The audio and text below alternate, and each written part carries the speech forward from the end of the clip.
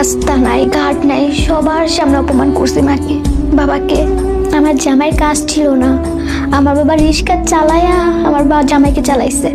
আমার মাকে খুব বাজে বাজে কথা বলে আমার হাজবেন্ড, যা কখনো একটা ছেলে তার শাশুড়িকে বা মাকে বলে না।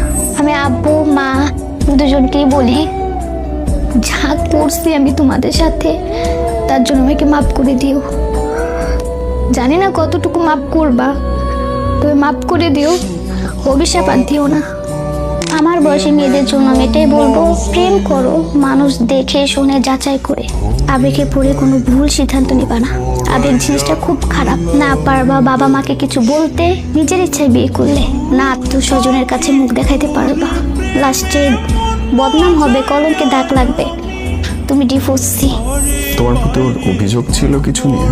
কোনো কিছু অভিযোগ নেই, উনি এখন বলে আমি খাটো।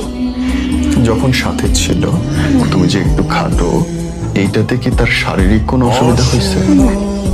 কোনোদিন জিজ্ঞেস করছিল? হ্যাঁ করছিলাম। কি জিজ্ঞেস করছিল? যে আমাকে নিয়ে তোমার কোনো প্রবলেম আছে থাকতে বা বসতে? বলে না, তুমি পারফেক্ট আছো আমার জন্য। নিজে মুখে বলেছে? একান্ত সময়ে? হ্যাঁ। তাহলে অসুবিধাটা কই আপু? এখন অসুবিধা কোথায় ও একমাত্র বলতে পারে। আমাকে সব জায়গা থেকে ব্লক করে রাখছে, সত্যি কথার অপরাধে আমাকে ছেড়ে দিবে। মানে তোমার হাইট কম, এইটা বিয়ের 2 বছর পরে এসে তার মনে হচ্ছে? হ্যাঁ। 2 বছর সংসার করার পর ইভেন তুমি একবার বাচ্চা কনসিভ করতে গেছিলা?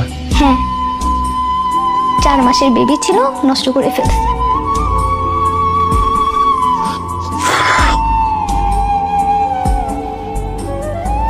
আমার ফ্যামিলি খুব গরিব, ওর ফ্যামিলি হাই কোয়ালিটি, তো আমি চাই ও ভালো থাকুক, কখনো ক্ষতি চাই নাই বা ওর বিরুদ্ধে যা কিছু করি নেই, চাবো না কিছু করতে, ও ভালো থাক, এতটুকু আমার বলার ওর জন্য।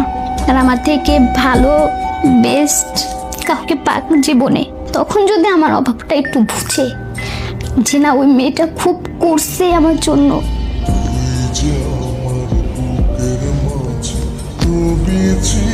ভালো থাকুক, এতটুকুই বলার, আর কিছু না। আর যদি কখনো মনে হয় ফিরে আসবে, হ্যাঁ আমি অপেক্ষা করব তার জন্য, ফিরে আসতে পারে, কিন্তু জোর করব না। আপনাকে রেখে বিদেশ চলে গেল?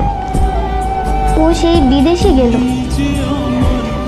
সবচেয়ে সবকিছু বাদ দিয়ে গেল। সবচেয়ে কষ্টের কথা এটাই, যেদিন বিদেশ যাবে, আমি শুধু জানি বিদেশ যাবে, কিন্তু ও যাওয়ার আগে আমাকে বলছে যে আমি